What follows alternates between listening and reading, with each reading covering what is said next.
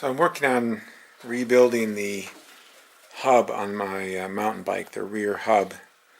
It is a DT Swiss 3-paw hub. A part of the hub is what's called the lock ring, and it's made up of a number of teeth. And this is the old lock ring, and you can see that a lot of the teeth are damaged.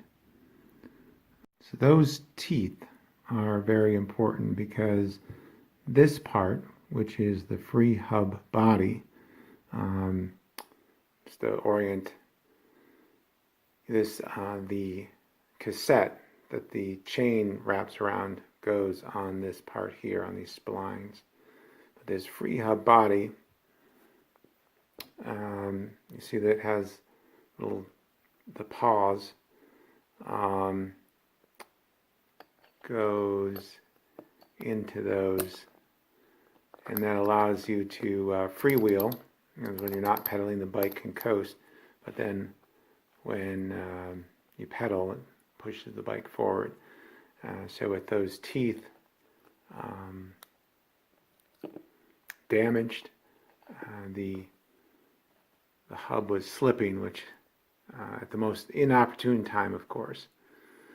Incidentally, like those notches on the splines shouldn't be there either, and I ended up replacing the free hub body as well. You can just replace these paws. They sell a kit for that. But in this case, the bearings were bad as well on this part, so I replaced the whole thing. The challenge is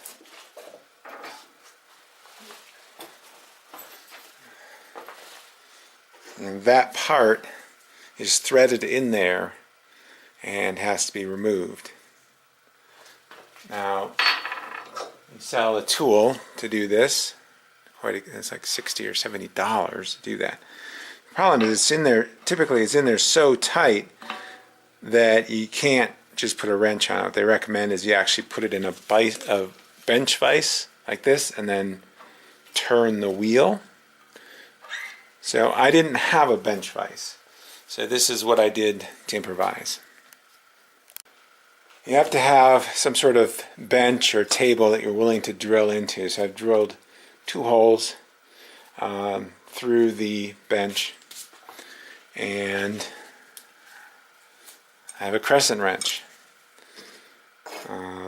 Now a little spacer here because we'll need the wrench actually to be off of the surface of the bench slightly.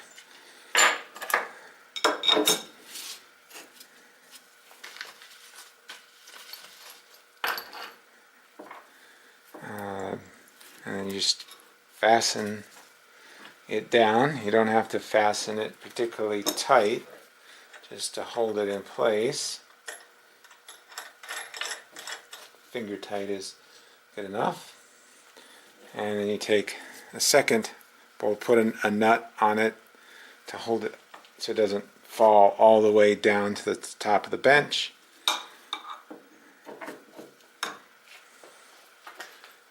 And then you take their $70 tool. I'm going to loosely hold that on there. And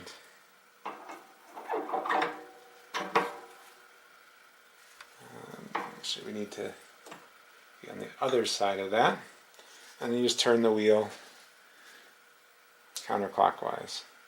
Now that I've cheated a little bit, I've already done this once in preparation to show you.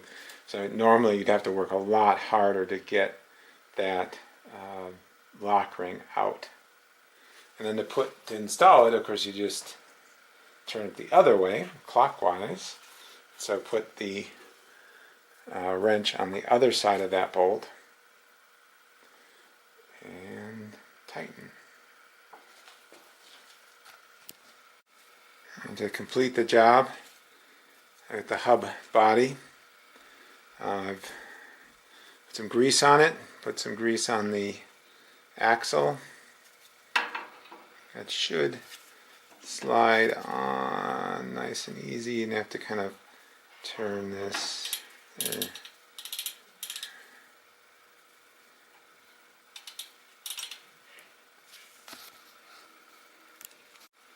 And then this is the cap that just pushes on here like that. And we're ready to put the cassette back on.